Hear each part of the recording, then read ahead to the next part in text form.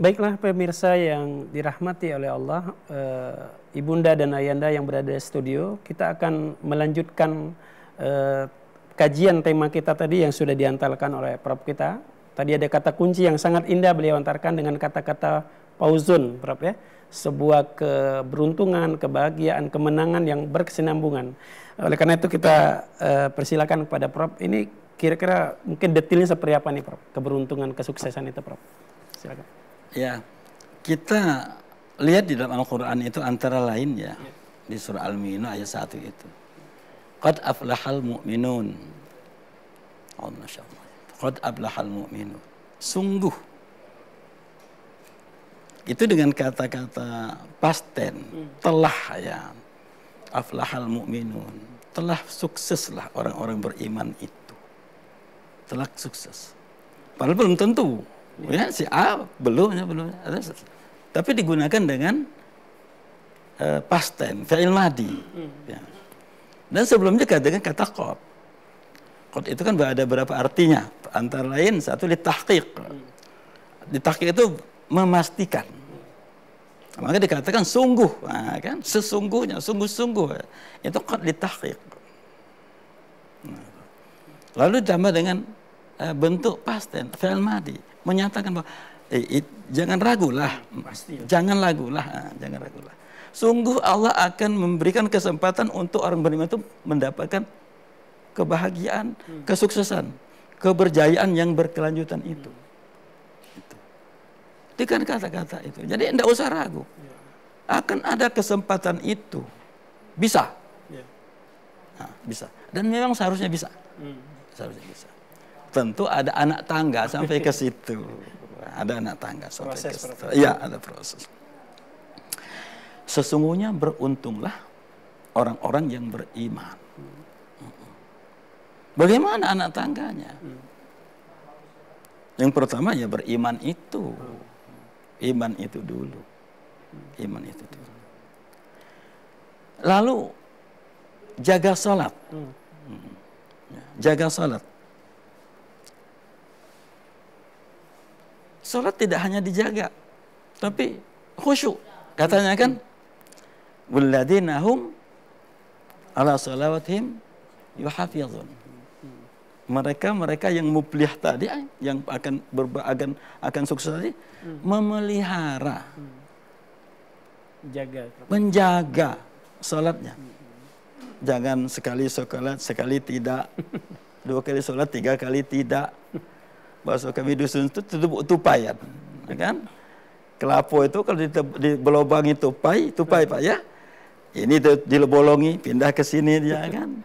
Pindah ke sini lagi, yang satu ini. Jadi tidak semua bolong, tapi tidak semua utuh. Nah, jaga salat itu. Allah merasa memberikan peringatan kepada penting salat itu. Di awal-awal dikatakan. Kalau mau bahagia, ini anak tangga pertama salat. Salat. Jangan loncat-loncat salatnya. Konsisten berapa? Konsisten. Ini subuhnya 2 kali. Kenapa? Qadha yang kemarin. Hebat Bapak itu zuhur saja 3 kali. Udah tiap hari tidak zuhur kok. Jangan seperti itulah namanya ya. Terus. Satu-satu saja sehari zuhur itu sekali saja. Asar sekali. Kenapa? Tidak ada hutang di belakang itu. Dan itu tidak cukup begitu. Alladzina fi shalatihim khashi'un. Salatnya terjaga, khusyuk. Khusyuk. Khusyuk bukan artinya lupa segalanya, bukan begitu. Tapi itu berat, Prof ya. Iya, katanya kan salat itu berat kan? Innaha lakabiratun illa 'alal khashi'in. Salat itu sering tupai-tupayan tadi itu. Kenapa? Karena berat memang. Orang lagi enak-enak main game ya, yang saya hobi main game itu, azan pula ini katanya, kan seperti itu. Orang lagi main di komputer, aduh ini kerjaan sedikit lagi, azan pula. Ini berat, kecuali orangnya khusyuk. Khusyuk itu salah satu maksudnya ya, orang yang merasa butuh dengan sholat itu. Butuh dengan sholat itu. Karena terjaga tadi, akhirnya butuh dia. Tandanya ada butuh.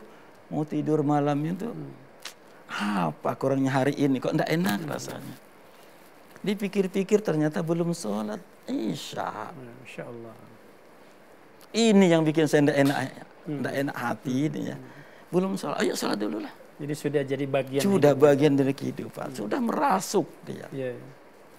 Jadi sholat rutin, tepat waktu. Walaupun mungkin tidak di awal terus ya. Ya, memang sebagusnya di awal terus, tapi ada kalinya ya sudah melenceng ke ujung ada saatnya seperti itu. Tapi dia sudah menjadi bagian dari kehidupan.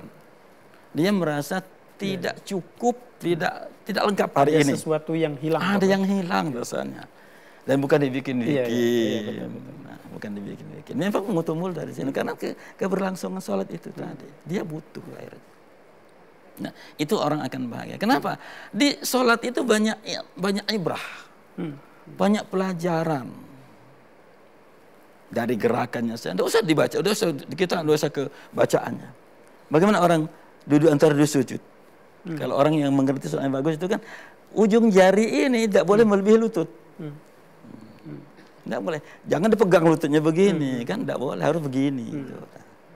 Kalau begini tidak bagus, begini. Kenapa? Kita hidup ini tidak boleh terlalu maju dari orang lain. Kita ada lebih memang, tapi juga ada lebihnya. Sampai sebegitu diatur. Diaturnya di sholat itu diajar. Itu yang mengantarkan kesuksesan itu. Tadi. Jadi kita selalu merasa sama dengan orang. Tidak selalu kita harus di depan. Ini kalau suruh duduk di belakang karena kursi depan habis, balik dia. Ya kan? Ada katanya, kalau suruh ke depan, ayo. Kalau suruh balik ke belakang, balik sekalian. Tidak seperti itu. Itu. Maka itu Umar ibn Khattab itu dengan itu. Suatu ketika Umar ibn Khattab ketika dia khalifah akan berkunjung ke daerah, dia tidak pakai proedes. Tidak ada yang tuing-tuing itu, tidak ada kan. Tidak ada pengawal-pengawal, tidak ada. Hanya pembantunya saja diajak. Kita ke sana. Ayo kita pakai kendaraannya apa? Keledai. Keledai itu kan yang kecil ya, tidak seperti kuda ya. Umar ibn Khattab kan besar. Ini keledai cuma satu. Naik berdua patah itu keledai. Nah kalau tidak dinaiki apa gunanya bawa keledai, bawa kendaraan? Itu mungkin juga makna keseimbangan tadi. Iya. Umar itu tahu dia khalifah, tapi dia tidak mau terlalu jauh dari pembantunya itu, lebihnya itu tidak mau. Ya. Nah, kalau begitu kita gantian naik. Itu tangga ke berapa itu aja Pak? Baru tangga pertama. Masya Allah. Tangga pertama. Ini tangga 1, 2 sih, tapi kita gabung ya. 1, 2. Ya. Saat tengah pertamanya rutinkan sholat, jangan sampai ada hilang. Lalu khusukkan sholat. Kenapa? Banyak pelajaran. Khusuknya di situ. Umar tidak mau. Kita berdoa. Yang namanya pembantu ya pakai masa dengan Pak Presiden saya harus gantian. Sekali dia tarik keledai, sekali saya tarik. Khalifah naik, saya tarik, saya naik. Tidak enak lah. Tapi tidak, ini keputusan. Diputuskan begitu, oke. Lalu mulailah Umar ibn Khattab naik. Ganti. Sampai di pintu gerbang, tiba giliran pembantu. Naiklah pembantu. Dapat di pintu gerbang, para pembesar itu lihat. Lah, ini kok yang narik, ini kok Khalifah. Apa katanya? Apa kata pembesar? Kami di sini semua pembesar berdiri di sini menyambut kamu Khalifah. Kenapa? Apa katanya? Saya tidak perlu dimuliakan. Saya cukup dimuliakan oleh Islam. Nah itu saja kata. Jadi dia tidak mau terlalu jauh. Nah, kita kalau selalu merasa tinggi, kita tidak akan sukses. Baik Prof. Tadi itu ini baru pertama ya. 2 tahap Prof ya. 2 tahap yang kita ini Prof. Mungkin ada audien kita yang mungkin sudah ada sesuatu yang pengen dia tanya nih, dan penasaran dengan apa yang Prof sampaikan. Kami persilakan, mungkin ada audien yang hadir atau ayanda, bunda yang mau menanyakan sesuatu dengan Prof kita. Kami persilakan. Silakan.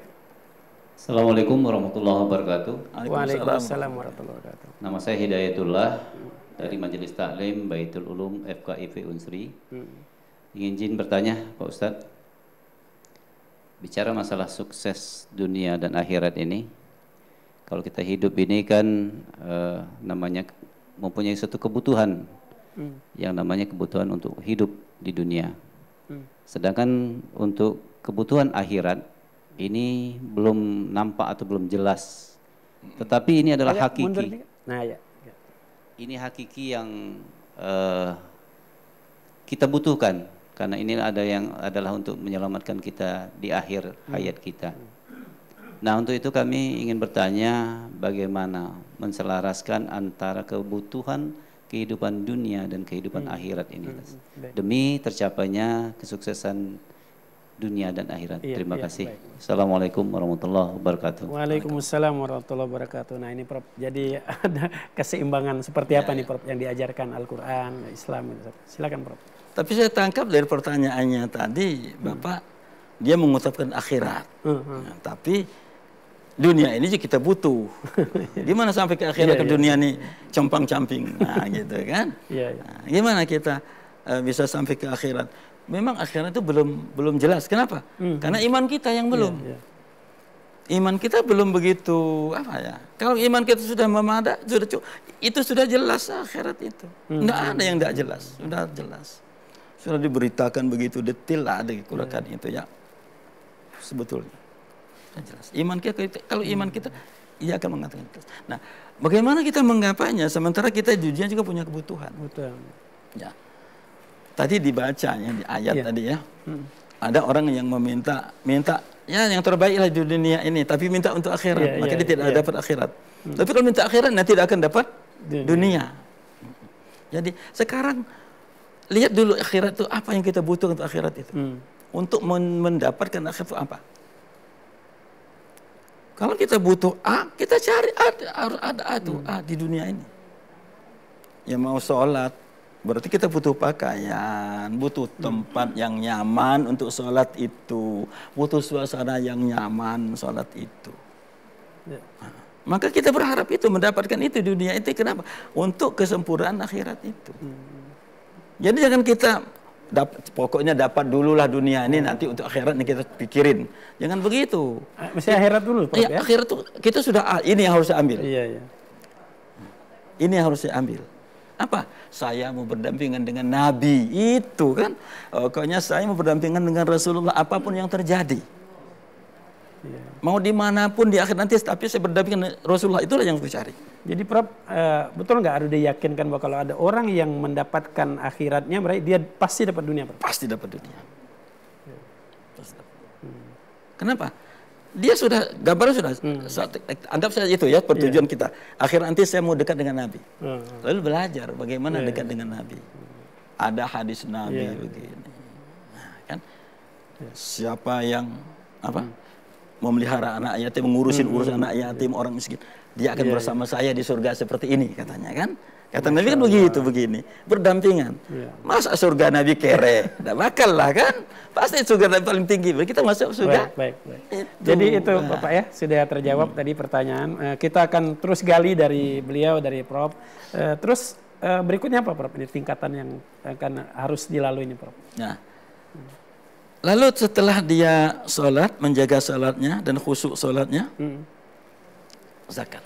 Wah, masih ada kaitan apa ya? Itu tadi. Kita wajib zakat. Untuk dekat dengan Rasul itu kan mengelola anak yatim, itu perlu harta. Kalau tidak punya duit, kalau kita punya kita janda kenyang bagaimana? Maka kita akan berusaha itu. Nah, kita yakin kalau kita sudah tekad akan mengelola anak yatim, Allah akan berikan itu. Itu. Nah, untuk sampai ke yakin itu kita latihan, Pak ya. Begitu latihan Ibu. Untuk sampai kepada, kalau saya ingin ini, Allah akan jamin. Saya bertekad, pokoknya saya harus pelihara anak yatim. Saya urus anak yatim. Baik dia bersama saya di rumah saya, mungkin tidak bisa, tapi saya biayai hidupnya sekarang. Allah akan berikan. Jaminan. Di jaminan itu. Kenapa? Karena itu, anak yatim itu cuma butuh berapa? 100.000 seminggu. 1 minggu kan? Allah kirim ke kita berapa? 100.000 dengan perangkonya sekalian. Allah ngirim, kalau kita ini kirim surat di zaman pos dulu, kalau tidak perangko, dia kirim orang kembali atau ditagihnya kan di tempat penerima. Berarti harus ada perangko, berarti kan Tuhan punya perangko. Dia mau ngirim 100.000, lah ini 1 juta saya kirimkan, 900.000 perangko.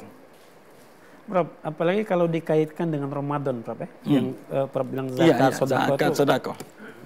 Itu.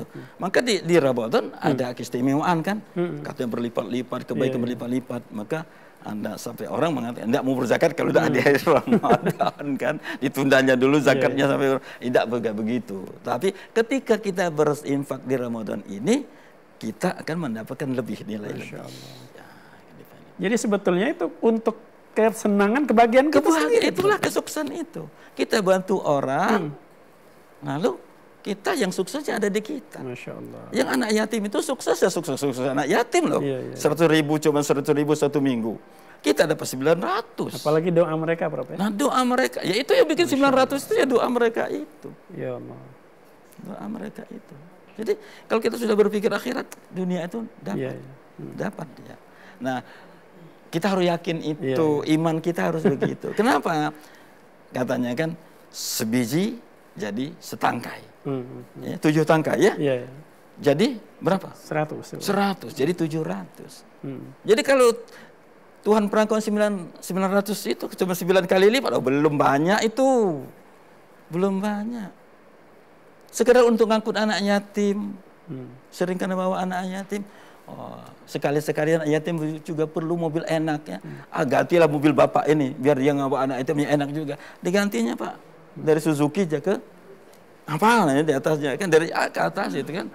Iya. Karena Allah itu lebih tahu. Kan tuh kita tidak perlu berdoanya minta ini, minta itu, minta tidak perlulah. Habis waktu kita doa. Minta mobil ini, merek ini ya. Minta ini, segala mintalah itu. Masya Allah. Saya ingin melayani, maka itulah. Ini sebenarnya jadi indikator, Prof. Jadi ada orang yang merasa bahagia ketika bisa berbagi itu, Prof. Apalagi di bulan Ramadan, Prof. Masya Allah. Ya, tapi yang senang-senang, yang betul-betul senang itu bukan karena terpaksa. Aku masih butuh sih sebetulnya, tapi karena untuk mendapatkan surga bukan seperti itu. Berikanlah itu. Nanti otomatis, Prof. Otomatis. Makanya dulu waktu kecil, zaman kita, saya dulu masih kecil itu. Di kampung itu kalau bulan puasa ini di rumah ini kirim bukaan takjil tuh ya bahasa orang sekarangnya bukuan tuh ke tetangga sebelah, sini juga kirim. Kenapa? Ya itu tadi. Kita kan cuma kirim apa? Kita kirim kolak, datang pisang goreng sama baik, sama-sama pisang, tapi lain loh. Lain.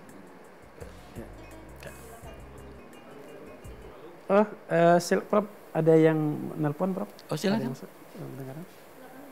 Ya, silakan. Halo, Assalamualaikum. Halo. Assalamualaikum. Dari siapa ini?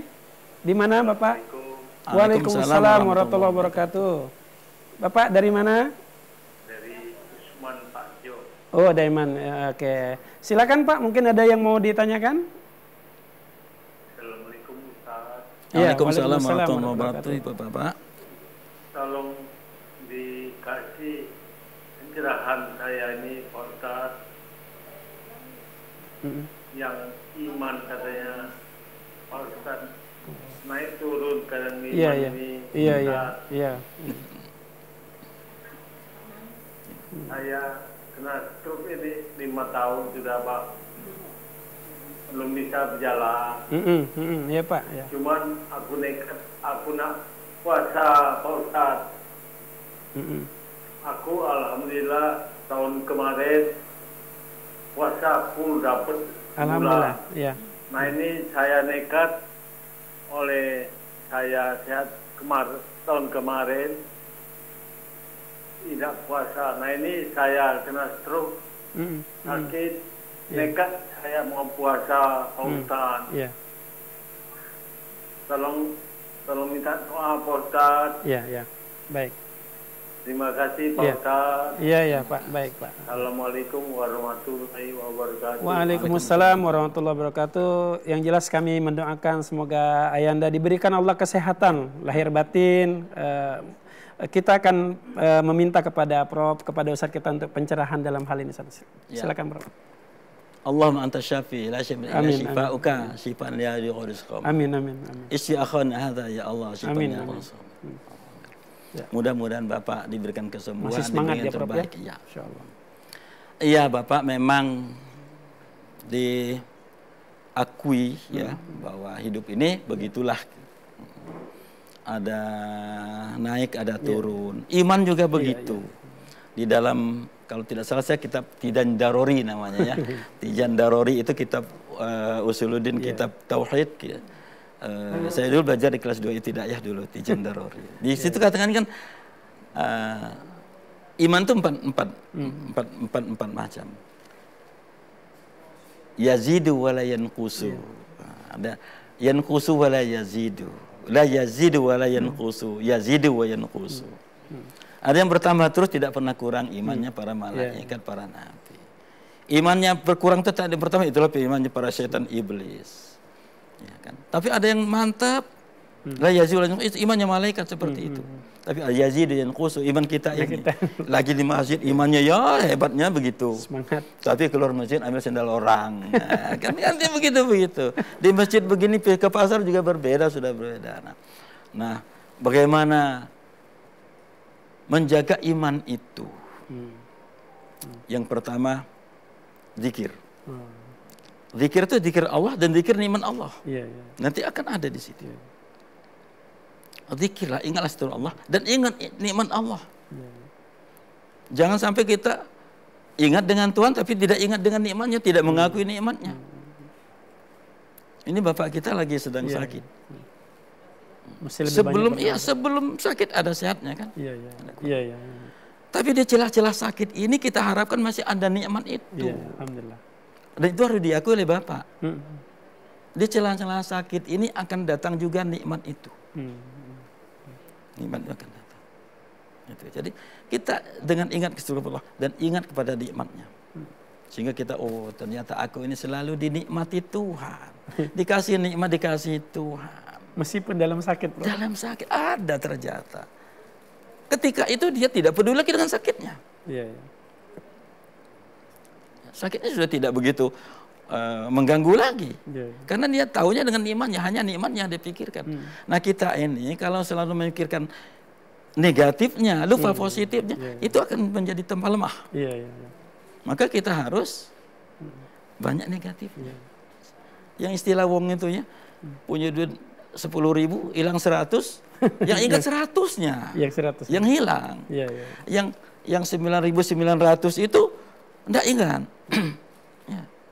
Jadi di celah-celah sakitnya bapak kita tadi, itu masih ada nikmat. Memang tidak bisa jalan ya karena stroke. Cucunya yang datang. Sebelumnya kan dia yang keliling ke cucunya ya. Mau kalau ketemu cucu luar biasa kan. Ini tidak bisa, cucunya malah datang. Cucunya datang. Ibu semua datang, cucunya dapat mobil, cucunya dapat motor, dikasih Tuhan kan. Ngasih motor untuk cucu untuk membahagiakan yang sakit itu sebetulnya. Baik, Prof. Nanti kita bincang lagi. Tadi ada beberapa tahap yang belum tuntas, Prof. Nanti kita akan bicarakan lagi lebih jauh, pemirsa. Untuk berikut ini kita lewat iklan dulu yang mau lewat gitu.